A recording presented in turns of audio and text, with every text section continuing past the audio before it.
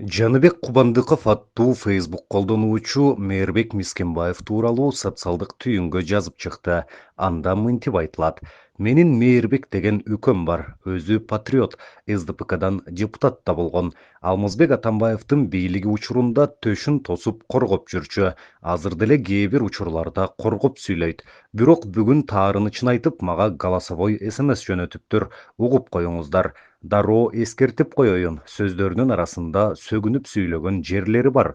Биз таластыктар сөгүнбөй сүйлөсөк, сөзүбүз супсак болуп калат. Билесиңер аны. Ассаламу алейкум. Женебеке кандай? Тез соктуңуз жакшыпы? Женек азыр Facebook'та ачып көрүп калдым да, Илгиз. Молодец Илгизчи. Ана саясатка аралашып, Аша, Маша, Саша, пар деп жүрүп, блудняга кирип жүрүп, мынакей садырага эч кандай бөлбөй, аке. Бардык шарттар түзүп берди эле, мынакей иш кылып атат аке. Сүйүнөсүң да, сүйүнөсүң. Просто а биздин убакта Аша каякта ишкерлер иши да жок болчу да. Анын жанында сары болот, икрам, баары ушундай ишкерлердин баары душтетип алып жеп, анан спокойно жүрүп, анан аягын эчтеке жебеген мен соттолуп кетиш керек да. Ушундай эле жаштарды колдоп эме кылса болмок да аке, карачы.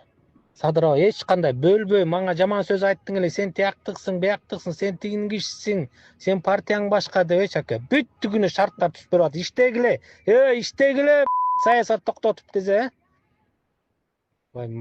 просто сөз жок аке. Я шок эде. Садыровага таң бериш керек аке.